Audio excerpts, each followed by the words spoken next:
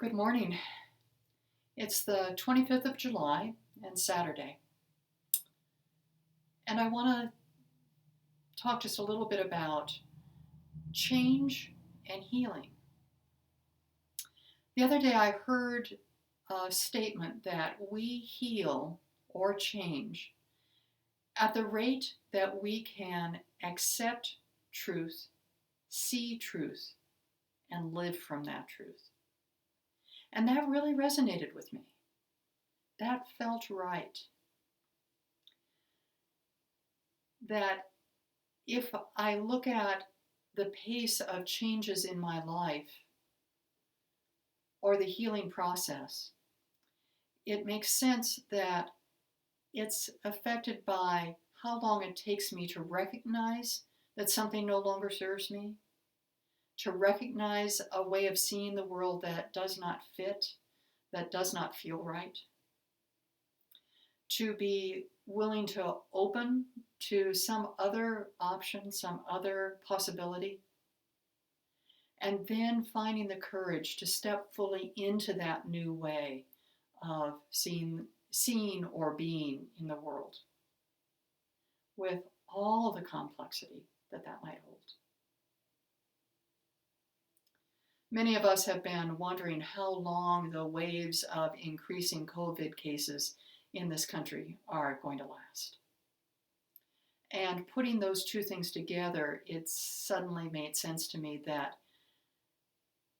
the reason why it's taking us so much longer in this country to move on through this epidemic than some other nations of the world is that there is so much that we still need to see. There's so much truth that is still just bubbling up to the surface to become visible. And there's so much more work to be willing to see that truth, to open to our place within the need for change, and then finding the courage to actually begin living ways that bring healing to us as individuals, to our community, to our nation, to all the people that share this country on a physical level, but also on a psychological level, on a spiritual level, on an economic, political, social level. There's still so much work that we have to do. And all of these factors, all of these things that need to become visible and need to become an active part of our lives in order to bring change and healing are still just in the works of making themselves seen and felt. And we're just getting the idea that they're not going to go away just because we'd like them to. The first level, I think, is getting to a place where I don't have to be right and that I don't have to separate myself off from all of the other people who are having this common life experience with me in this country. I think that that's one of the things that really slows down the healing, that slows down the change. So one thing I see that's just really clear is that we're not going to heal from this disease until we stop wishing harm on other people, until we stop seeing others as enemies that we are fighting against, as enemies that we have to fear and protect ourselves from, until we stop cursing each other and calling each other names that are packed with emotional baggage, that are meant to insult and divide and anger and express frustration and all of those things. We need to drop the names. we need to stop the generalizations. I am doing what I can to take all of those terms out of my vocabulary and to cease as much as possible listening to them coming in from media and other sources. So that's the first level, is we are all in this together. We are all human beings with our own needs and our own concerns and our own woundedness and our own fear.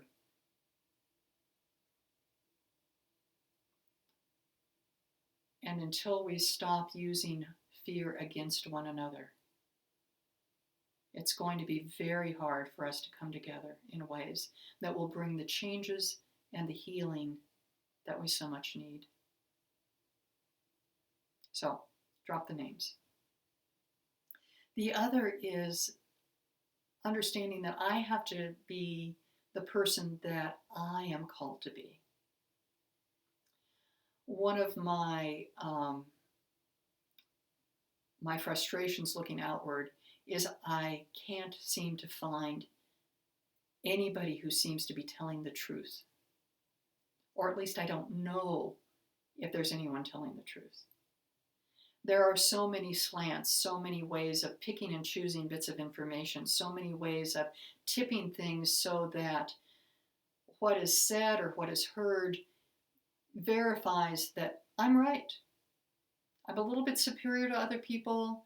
I'm a little bit smarter. I know what's going on. I have a little bit more control. Or it gets tipped so it drives me absolutely nuts and crazy. And I'm tired of being manipulated by that which is coming in from the outside that just mirrors the worst of the dynamics within myself.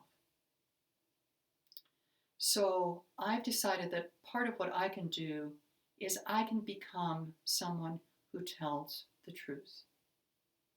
Who tells the truth to myself, who speaks the truth to other people, who lives with as much integrity as possible, who says what she believes, even when it may not be what other people will agree with.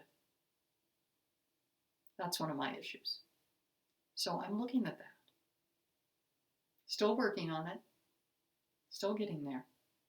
But that's one of my focuses, is I want to become one more person who is living as much as possible from the truth that is coming from within their being.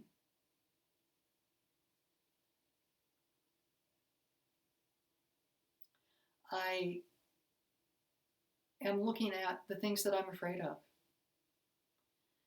One of our common fears as people is that of being humiliated, of being seen as less than, of being dismissed, of being invisible, of being abused, neglected, shunned. So I'm going inside and finding where those fears live in me, where the thought forms are in my mind that are based on those fears,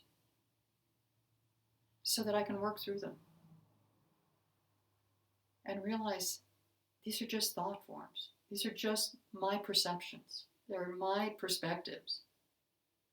It doesn't make them right. It doesn't make them true. If we are one, if we are all one, if we are all breathing together, if the whole human family is equal, if all living beings are equal, then there's just a whole lot of stuff in me that just is going to have to be let go. So that what can emerge is that desire and that vocabulary and that living action of wholeness, of living from the desire that we all thrive. knowing that that's the first step in getting to a place where we can stop yelling at each other and begin asking the question, what do you need to help you heal? What do you need to help you heal from your fears? What do you need to help you heal from your need, psychological? What are your physical needs? What are your psychological needs? What are the mental health issues that need to be addressed? What are the economic issues that need to be addressed? What are the interpersonal issues that need to be addressed? Those are all down the road. They're all down the road.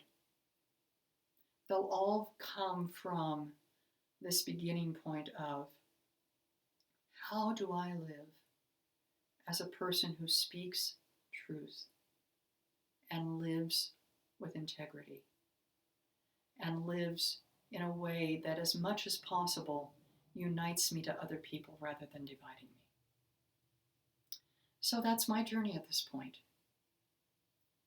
I invite you to see how that might fit for you. I really would invite you to drop the name calling. Stop using all those terms and just blank them out when they come through other resources, so that we all can begin seeing each other as individual human beings of value and deserving of respect and honor. And then I'd also invite you to use this time to go within. Let the chaos of the world do its thing. It'll be there. Find out what your first steps are to bring yourself to the change, the transformation, the healing that you want to have in your own life, that lets you be all that you desire in your heart to be as a member of this human family. Thank you so much for listening. I really appreciate it. Have a great day and a good weekend.